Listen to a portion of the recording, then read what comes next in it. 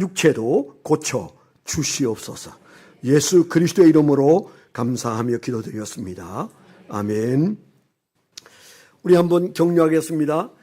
하나님은 오늘도 살아서 우리 가운데 역사하십니다. 한마디 하시죠. 네. 오늘 우리가 펼친 이 말씀의 주인공은 요나인데요. 우리 한국 목사님들이 그 요나를 얘기할 때는 그냥 요나라고 안 하고 요나 그렇게 표현을 많이 합니다. 그래서 성경에 나오는 인물 중에 공감하고 싶지 않아도 공감하는 인물이 둘이 있다고 그러잖아요. 꼭 야곱을 보면 내 같다 그런 생각들을 하고, 또 하나는 요나를 생각하면 꼭 요나를 생각한다. 오늘 설교를 들을 때 손가락을 자기를 향해 놓고 이게 요나를 얘기하는 건 아닌가, 그런 마음으로 오늘 말씀을 겸허히 받게 되기를 축원합니다. 우리가 역사 속에 선지자 중에 최초의 선교사가 있다면 그 사람은 요나다, 흔히 그렇게 말하죠. 오늘 우리가 키르키즈 선교사님도 같이 와 계셔서 너무 좋아요.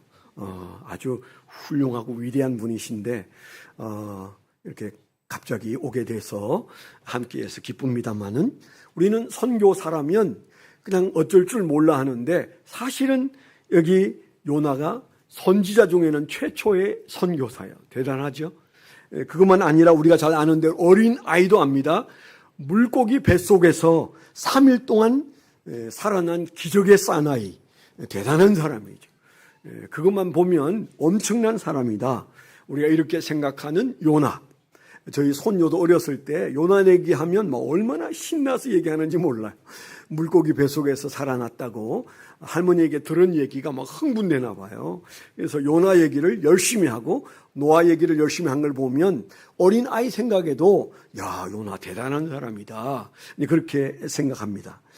그뿐만 아닙니다. 이분은 설교 한 번에 무려 12만 명이 회개하고 돌아왔어요. 어떻게 그럴 수 있을까? 네. 제가 이렇게 평생을 40년 동안 여러분을 붙들고 설교하지만 끄떡도 안 하는데 어떻게 한 번 설교 12만 명이 돌아올 수 있을까? 근데 그것도 하고 싶은 설교도 아니에요. 그냥 한 설교예요. 그냥 할 수 없이 한 설교인데도 사람이 변한다는 놀라운 일들이 그때 있었습니다. 이런 것만 보면 대단한 사람이에요. 근데 제가 요나를 가만 묵상해 보면, 근데 그런 대단한 최초의 선지자 선교사였고, 그리고 무려 물고기 뱃속에서 3일 동안 살았지만 살아난 사람이고, 그리고 12만 명이 한 번의 설교로 하나님께로 돌아온 사람이었지만은 그에게 공을 돌릴 게 하나도 없다는 사실. 하나님이 하셨고 그는 하나님과 자기 사이에 갈등만 겪었던 사람이에요. 어떤 면에서는 손가락질을 3,000년 동안 받고 있는 사람은 아닌가, 그런 생각이 들어요. 저도 그분 손가락질 하거든요. 그러다가 아니지, 나도 그런 인간이지, 이런 생각을 할 때가 들어있는데, 요나, 그가 살았던 시절부터 지금까지 근 한 3,000년 어간 그는 많은 사람들이 참 그 사람 희한한 사람이야, 그렇게 말하는 사람입니다.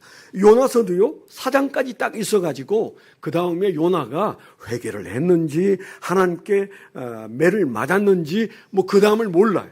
그러니까 요나가 어떻게 살았고 어떻게 하나님 뜻을 이루었는지 알 수가 없는, 그래서 요나를 칭찬하려야 칭찬할 근덕지가 없는 그런 삶을 살았다. 그걸 우리가 그런 생각을 하죠. 지난주에는 우리가 어떤 사람을 생각했습니까? 하나님 앞에 엎드려서 이 아브라함이 자기 조카 롯이 사는 소돔과 고모라를 위해서 6번씩이나 하나님을 붙들고 흔들어 기도를 번복해 가면서 그 마지막 10명이 있으면 구원해 주십시오, 그렇게 구원을 부르짖었던 아브라함의 심리 상태나 분위기와 오늘 요나의 분위기는 달라도 어떻게 그렇게 달라요? 예수 믿어도 다를 수 있습니다. 같지 않아요. 우리가 같은 은혜를 받고 살지만은 그 은혜를 풀어내는 모습은 다 틀려요. 여러분 옆에 있는 분 한번 보세요. 그분은 요나 같은지 아브라함 같은지 또 혹은 나 좀 봐주세요. 내가 요나 같은 인간인지 아브라함 같은 인간인지 한번 봐주십시오. 우리가 말 안 해도 다 알아요. 옆에 있는 여러분을 모를 것 같습니까? 뭐 길게는 40년을 보고 삽니다. 그렇죠? 오장로님하고 저하고는 40년을 보고 살아요. 뭐 그러면 알 거 다 알아요. 표정만 봐도 기분까지 알 수 있는데 옆에 사람이 모르는 것 아닙니다. 여러분 기억하세요. 사람도 알고 하나님도 아는 나는 요나 같은 인간인지 아브라함 같은 인간인지 나는 도대체 하나님 앞에서 어떻게 살고 있는 것인지 오늘 우리가 한번 불편하지만 돌아보도록 주님께서 우리를 이 말씀 앞으로 이끌어내었다라는 사실. 저는 크리스찬 중에 요나는 불행한 사람 중에 하나였다. 하나님이 많은 기회를 주셨는데 죽음의 자리에서도 일으키시고 기적도 일으키시고 그에게 많은 말씀을 하셨음에도 불구하고 그는 결코 넉넉한 사람은 아니었다. 불행한 사람이었을 것 같다. 아니 드러난 것으로 보면 하나님은 그에게 점수를 주시지 않는 것 같습니다. 왜 그랬을까요? 왜 요나는 딱 그만치에 머물러 있을까요? 그래도 하나님을 믿는 사람이고 하나님을 잘 아는 사람이었어요. 제가 요나서를 다시 몇 번 읽으면서 이분은 정말 하나님을 잘 아는 사람이다. 성경 공부 많이 하고 제자 훈련 많이 해서 하나님을 잘 안다고 예수 잘 믿는 것 아니에요. 그게 그 반대일 수 있어요. 내가 아는 것으로 예수 믿는 것 아니다. 그럼 도대체 뭘로 예수를 믿어요? 아는 것으로 예수 믿는 것이 아니라면 무엇으로 예수를 믿는 것인가? 그것은 영적인 심령 상태로서 말할 수 있어요. 요나는 한마디로 말하면 그냥 금방지게 제가 말하면 이 사람은 영적 불감증에 걸려있는 사람이구나. 그런 마음이 들어요. 어떤 사람이라고요? 몰라서 신앙생활 못하는 게 아니라니까요. 영적으로 하나님의 감정에 이입되지 않는 사람이에요. 우리가 여러 가지 방법으로 알 수 있어요. 성경을 읽어도 감동이 안 오고 찬송을 불러도 감동이 안 오고 기도를 해도 감동이 안 오고 내 가까운 사람 중에 지옥 갈 게 뻔한 사람을 봐도 내 마음에 아무 생각이 일어나지 않는다면 그는 요나예요. 네. 멀리 있다고 생각하지 마세요. 우리가 그처럼 선지자로 쓰임받고 그리고 선교사로 쓰임받지 않았을 뿐이지 우리 마음속에 나와 주님 사이에 어떤 간격이 있는지 돌아봐야 합니다. 막힌 담은 없는지 돌아봐야 합니다. 아는 것 가지고는 신앙생활 하는 것 아닙니다. 영적 불감증에 걸렸던 이 사람. 여러분 한번 보십시오. 4장 2절에 보면 이런 말씀이 나와요. 1절에 요나가 매우 싫어하고 속내며 여호와께 기도하여 이르되 여호와여 내가 고국에 있을 때에 이러하겠다고 말씀하지 아니하였나이까. 그러므로 내가 빨리 다시스로 도망하여 싸우니 주께서는 은혜로우시며 자비로우시며 노하기를 더디하시며 인애가 크사 뜻을 돌이켜 재앙을 내리지 아니하시는 하나님이신 줄을 내가 알았음이니이다. 그게 어땠다는 거예요? 하나님을 모르는 게 아니잖아요. 그걸 세 번역으로 제가 읽어드리면 더 실감납니다. 제가 한번 세 번역으로 그 부분을 한번 읽어보면 요나는 이 일이 매우 못마땅하여 화가 났다. 그는 주님께 기도하며 아뢰었다. 주님, 내가 고국에 있을 때에 이렇게 될 것이라고 이미 말씀드리지 않았습니까? 내가 서둘러 스페인으로 달아났던 것도 바로 이것 때문입니다. 그가 하나님을 모른다는 얘기입니까? 안다는 얘기입니까? 너무 잘 알아. 하나님을 아시는 여러분, 누가 봐도 아름다운 교회 성도 여러분들은 하나님을 잘 아는 분들이세요. 뭐 실컷 가르쳐 놓고 무슨 저런 소리를 하나 그렇게 생각하지 마세요. 네, 가르친 것이 잘못된 것이 아니라 배운 대로 주님과 교통하는 영적인 감흥이 있는 신앙을 살아야 되는데 여기 요나는 하나님을 너무너무 잘 알았지만 그러나 하나님을 알았기 때문에 하나님께 화나고 하나님을 알았기 때문에 스페인으로 도망가려고 했고 그랬던 그의 삶. 알지만 공감하지 못하는 신앙. 이게 문제예요. 여러분, 하나님과 공감하면 세상이 얼마나 그렇게 멋들어지는지 몰라요. 저도 하나님과 늘 공감하는 인간은 아니에요. 저도 저를 향해서 요나를 가리킬 때가 많아요. 그런데 어쩌다가 하나님의 은혜가 와서 찬송 부르다가 말씀 보다가 기도하다가 주님의 은혜가 느껴지고 하나님의 뜻이 공감되어지면 이 맛으로 세상 사는 건데 그런 마음이 들 때가 많아요. 아마 여러분도 그럴 겁니다. 그런데 여기 요나는 저 스페인으로 도망갔던 이유가 다른 데 있는 게 아니에요. 몰라서가 아니고 공감할 수가 없어서 그랬다라는 사실. 그래서 우리가 흔히 농담 삼아 그런 말 하잖아요. 우리가 정말 조심해야 될 게 있다. 한 남자가 아내를 의심하는 것을 의처증이라고 그런다고 그랬잖아요. 제가 늘 하는 얘기, 농담 삼아 하는 말.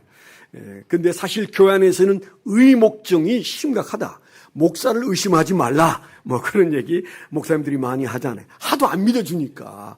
저도 그런 얘기를 들어 할 때가 있습니다. 그런데 이 사람의 문제는 그 의목증이나 의처증이 문제가 아니고 의주증이에요. 의주증. 주님을 의심하고 있는 거예요. 주님 어떻게 마음에 안 들어요. 내가 주님을 아는데 주님이 그렇게 할 줄 알았잖아요. 그래서 내가 스페인으로 도망갔잖아요. 그렇게 말하는 그의 태도에는 뭐예요? 하나님이 느끼는 것을 같이 느끼지 못하는 게 불행이에요. 신앙의 불행이 뭐냐? 하나님과 함께 느끼지 못하는 것. 예배를 드리면서도 하나님의 마음을 함께 느낄 수 없다면 이거 우리가 바로잡는데 여러분 진액을 다 해야 돼요. 예배는 씨름하는 겁니다. 기도만 씨름하는 게 아니에요. 왜 예배가 하나님과 공감이 안 되지? 왜 예배에 설교 말씀과 내가 공감이 안 되지? 왜 이 찬송이 내게 공감을 일으키지 않지?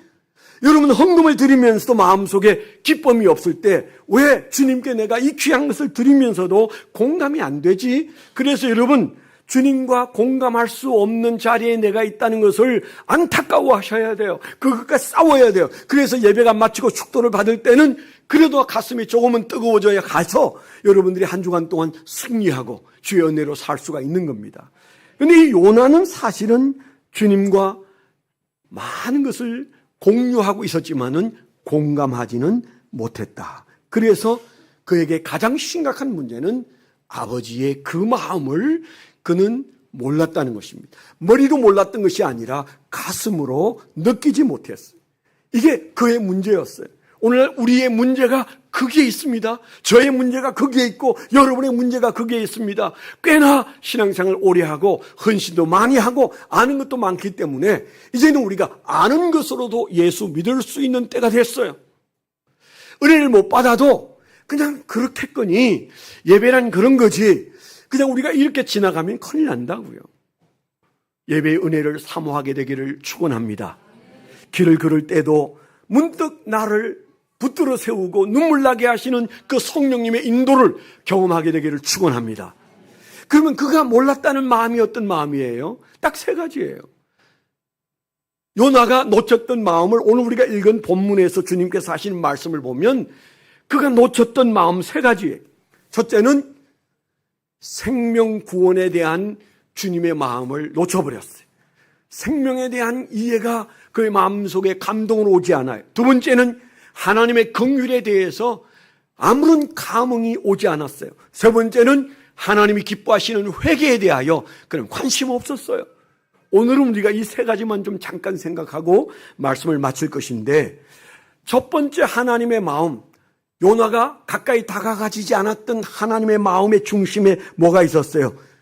영혼을 구원하고자 하는, 생명을 살리고자 하는, 죽어가는 영혼들을 살리고자 하는, 구원하고 싶은 하나님의 마음. 굉장한 마음이에요. 이 마음이 우리에게 살아나야 신앙생활이 활력이 생기는데, 뭐라고 말씀하셨어요? 조그마한 박넝쿨 하나가 그냥 말라 비틀어지니까 죽고 싶어졌어요. 여러분, 우리가 신앙생활 잘못하면, 우리의 감정이 흔들리면 아주 사소한 것에도 마음이 무너질 수 있어요. 여러분, 그렇게 마음을 방치하면 안 됩니다. 그가 박넝쿨이 탁 덮여서 좀 시원했는데 하나님이 보란듯이 그 박넝쿨을 말라 비틀어지게 하니까 햇볕은 뇌리 째이고 박는 쿠는 말라 비틀어지고 아주 지금 현재 지금 현재 기분이 안 좋은 상태에 오니까 다시 죽고 싶다고 그래요. 사장님도 죽고 싶다는 얘기를 세 번이나 하고 있어요. 선지자가 그러면 돼요? 날씨가 덥다고 죽고 싶으면 되느냐고. 저와 여러분들의 신앙생활에서 마음 관리를 잘 하시게 되기를 축원합니다. 죽을 이유는 꼭 하나만 있어요. 주님만을 위해서 죽을 수 있어야지. 시시한 것에 마음을 자꾸 내려놓고 목숨을 내려놓으면 그 사람 하나님 쓰실 수가 없어요.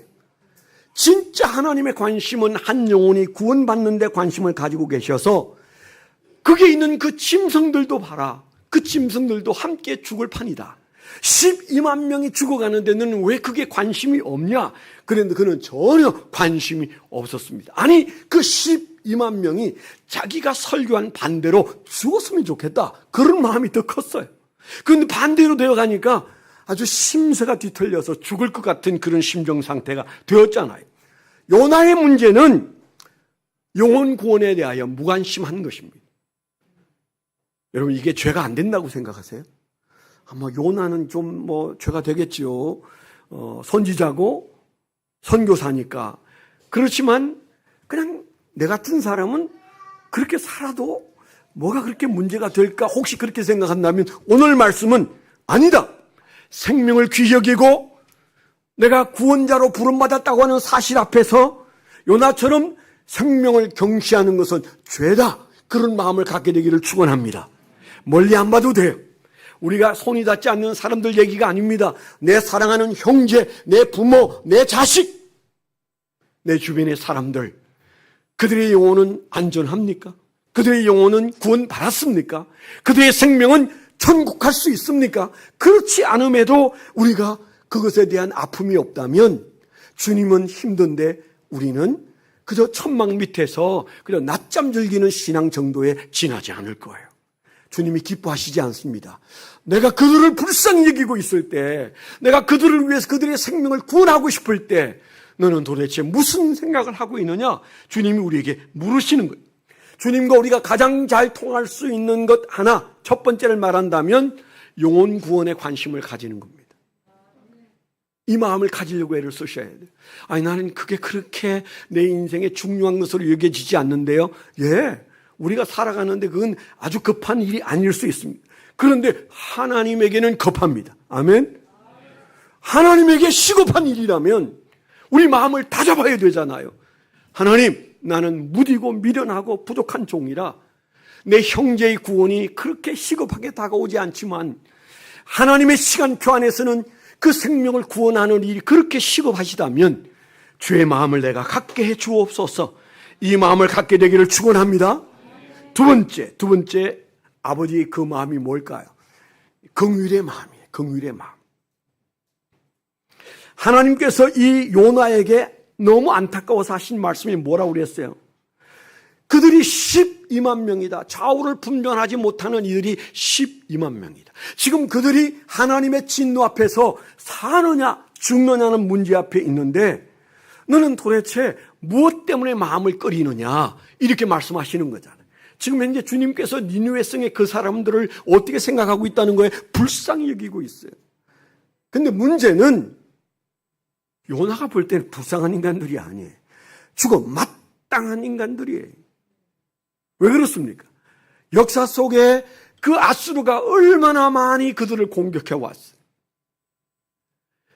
수도 없는 상처가 이스라엘 백성 속에 있고 그리고 그 지도자인 요나가 볼 때는 저들은 우리보다 훨씬 악하고 그리고 저들은 죽어 마땅한 존재들인데 하나님은 왜 저들을 살리려고 하지? 그런 마음을 가졌다고 그러잖아요. 이해는 합니다. 이해는 합니다. 그런데 요나의 그 마음이 하나님의 마음이 아니었기 때문에 하나님과 충돌하고 있다는 사실을 우리가 꼭 기억해야 돼요. 하나님은 그들을 불쌍히 여기십니다. 아니요, 하나님이 어떤 면에서는 니느웨 백성보다도 더 가치 없는 저와 여러분들을 불쌍히 여겼기 때문에 지금 우리가 예수를 믿는지도 모르잖아요. 하나님이 불쌍히 여기지 않으면 아무도 예수를 믿을 수가 없어요. 내가 예수를 믿은 것은 주님께서 나를 불쌍히 여겼기 때문에 내가 예수를 믿고 여기에 앉아 있는 겁니다. 한 사람도 예외 없이 우리는 다 한때는 불쌍한 자였어요. 주님의 눈에 불쌍한 니느웨 백성으로 보였기 때문에 누군가를 보내어서 예수 믿게 했고 우리가 그 은혜 속에 지금 여기에 앉아 있습니다. 우리는 불쌍히 여길 마음이 없을 때가 있어요. 우리 마음으로는 누군가를 불쌍히 여기는 마음이 안 생길 수도 있습니다. 그런데 우리의 신앙이 바로 서려면 하나님의 마음을 가져야 되는데 하나님이 한사코 불쌍히 여기는 자를 우리가 불쌍히 여길 때만이 우리 신앙이 살아나게 될 줄 믿습니다. 하나님이 불쌍히 여기는 것을 못마땅히 여겼을 때 그는 하나님을 피하여, 성경에 그랬잖아요. 보면 그가 하나님을 피하여 스페인으로 도망가기 시작했다고 그랬습니다. 그리고 그는 배 밑창에 들어가서 잠잤던 사람이고 그리고 바닷물에 던져졌던 사람이고 그리고 그가 3일 만에 물고기 뱃속에서 다시 토하여냄을 당해서 살아났음에도 불구하고 그는 여전히 이 부분에 있어서 불쌍히 여기는 마음이 그 마음속에 없었기 때문에 그는 불행한 선지자가 되고 말았습니다. 많은 사람들이 이 요나의 마음을 말할 때 예수님이 말씀하신 돌아온 탕자 얘기에서 큰아들과 똑같다 그렇게 하시는 목사님들이 많으세요. 저도 생각해 봤을 때 정말 그렇다. 두 아들이 있었는데 둘째 아들이 아버지의 재산을 가지고 세상을 향하여 가고 난 다음에 큰 아들은 아버지와 함께 사는 어느 날 그 둘째 아들이 거지가 돼서 돌아왔는데 아버지가 잔치를 배설한다는 얘기를 듣고 큰 아들의 마음속에 분노가 일어났어요. 집에 안 들어가려고 했어요. 그 아버지가 얘야 죽었다가 살아오고 이렇단 자식이 다시 왔는데 어떻게 너는 기쁘지 않으냐? 함께 기뻐하자. 그는 끝까지 기뻐하지 않았어. 이게 이스라엘의 문제예요. 바리새인의 문제예요. 오늘 저와 여러분들의 심리 상태가 정말 둘째 아들의 돌아옴을 아버지와 함께 기뻐하는 자리에 있는지 큰 아들처럼 시큰둥한지 아니면 그 집에 들어가서 즐거워할 수 없는 아버지와 다른 마음을 가지고 있는 것은 아닌지 우리 자신을 돌아봐야 돼. 교회가 되고 가정이 되고 내 심령이 되려면 불쌍히 여기는 하나님의 마음을 우리 안에서 일으켜야 합니다. 그런 마음이 일어나게 되기를 축원합니다. 바로 그때가 이 가을이에요. 주님, 제게는 그런 마음이 없습니다. 그 요나가 이 요나입니다. 그렇지만 그렇게 살아서는 안 되잖아요. 불쌍히 여기는 마음을 주옵소서. 믿음 없는 내 자식이 불쌍해지고 내 남편의 믿음 없음이 불쌍히 여겨지고 내 부모, 내 형제가 믿음 없음이 불쌍히 여겨지는 그런 간절한 마음이 우리 안에 일어날 때 우리가 주님의 마음에 함께 공유하게 될 줄 믿습니다. 세 번째는요. 세 번째 아버지의 그 마음이 뭡니까? 회개입니다. 회개. 이 얘기 전체의 흐름 속에 가장 중심에 있는 것이 뭔가 하면 하나님은 범죄한 자를 벌 주는 것보다도 더 중요하게 여기시는 게 뭐예요? 그들이 회개하고 돌아오는 것을 주님께서 보고 싶으신 겁니다. 우리가 착각하기 쉬워요. 야, 우리가 죄 안 짓고 살면 되는 거 아니야? 아닙니다. 우리가 죄를 안 지을 수도 없지만은 그러나 우리가 1000개의 죄를 지어도 우리가 가슴을 찢는 회개가 있으면 하나님께서는 그 회개를 더 기뻐하시는 줄 믿습니다. 죄 짓지 않은 1000명이 나는 죄 안 지었습니다. 그렇게 사는 것보다 회개하고 돌아오는 한 사람이 가슴을 찢는 모습을 주님은 더 보고 싶어 하셔요. 니느웨 백성들이 회개하고 돌아왔습니다. 왕으로부터 시작해서 심지어는 성경에 보면 가축들도 상복을 입혔어요. 요즘에 이 호수에 나가면 상복은 아니지만 개들이 옷을 입고 다녀요. 저는 저 얼마나 번잡스러울까, 얼마나 힘들까. 걔한테 왜 옷을 입히지? 그런데 아마 본인들이 조금 따뜻하게 해주느라고 입히는 것 같은데 여름에도 입고 오는 개들이 많이 있어요. 그런데 이 니느웨 백성들이 개에게도 옷을 입혔어요. 짐승들에게도 옷을 입혔어요. 어떤 옷을? 마치 장례가 났을 때 입는 상복처럼 그들이 회개하는 마음으로 짐승들에게도 옷을 입히고 함께 기도하고자 했어요. 그들이 하나님 앞에 왕으로부터 모든 백성이 회개했을 때 하나님이 얼마나 기뻤습니까? 그런데 그 기쁨에 동참하지 못했던 사람이 요나였어요. 왜 그랬습니까? 회개의 가치를 몰랐기 때문입니다. 우리 신앙이 주님 앞에서 분명해야 될 것은 하나님이 얼마나 회개를 기뻐하시는지. 많은 사람들은 양심 때문에 죄를 지으면 저 뒤에 앉아 있거나 교회 오기를 힘들어합니다. 아닙니다. 주님은 우리가 무슨 죄를 지었든지 주의 전에 와서 회개하는 모습을 보고 싶어 하세요. 눈물 흘리는 보고 싶어 하셔요. 우리가 주님 앞에 가슴을 찢는 그 시간을 주님께서 기뻐하신다는 사실을 기억하게 되기를 축원합니다. 누군가를 붙들고 예수 전에서 그 사람이 하나님의 은혜를 알고 자기의 죄를 알고 주님 앞에 눈물을 흘린다면 세상에 그것보다 더 아름다운 모습은 존재하지 않지요. 누가복음 11장 32절에 심판 때에 니느웨 사람들이 일어나 이 세대 사람을 정죄하리니 그랬습니다. 세상 끝에 니느웨 그때 그 사람들이 일어나서 지금 이 시대의 우리를 보고 정죄할 것이다. 예수님이 하신 말씀이에요. 무슨 얘기입니까? 그들은 그때 회개했는데 너희들에게 회개가 있느냐? 그 말씀을 하고 계시는 거죠. 이는 그들이 요나의 전도를 듣고 회개하였었거니와 요나보다 더 큰 이가 여기 있느니라. 예수님께서 하신 말씀입니다. 누가복음 15장 7절에도 내가 너희에게 이르노니 이와 같이 죄인 한 사람이 회개하면 하늘에서는 회개할 것 없는 의인 99으로 말미암아 기뻐하는 것보다 더 하리라. 죄 없는 99명으로 인하여 기뻐하는 것보다 더 큰 기쁨이 하나님께 언제 주어진다고 그랬어요? 죄 지은 인간이 하나님 앞에 죄를 깨닫고 회개하는 모습을 보고 싶은 것이죠. 누가복음 15장 10절에도 내가 너에게 이르노니 이와 같이 죄인 한 사람이 회개하면 하나님의 사자들 앞에 기쁨이 되느니라 그랬어요. 우리가 할 수 있는 작은 전도, 누군가에게 예수 그리스도로 이끌기 위해서 우리가 애를 써서 어느 날 그가 눈물을 흘리고 주님 앞에 회개의 시간을 가질 때 천군 천사도 기뻐하는 하나님이 가장 기뻐하시는 하나님을 우리가 기쁘시게 할 수 있는 그 놀라운 일이 그때 일어나는데 요나는 왜 하나님이 그토록 기뻐하시는 그 자리에서 그는 죽고 싶었을까요? 아버지의 그 마음에 공감하지 못했기 때문입니다. 전도가 어려운 게 아니에요. 공감이 어려운 거예요. 우리가 정말 행복한 신앙생활을 못하는 가장 큰 이유는 하나님의 마음에 내 마음이 공감하지 못하기 때문에 사는 게 힘들고 즐겁지 않고 어려운 것입니다. 요나가 죽고 싶었던 마음 상태가 왜 왔다고요? 하나님의 마음에 공감하지 못하면 사소한 것에도 죽고 싶은 거예요.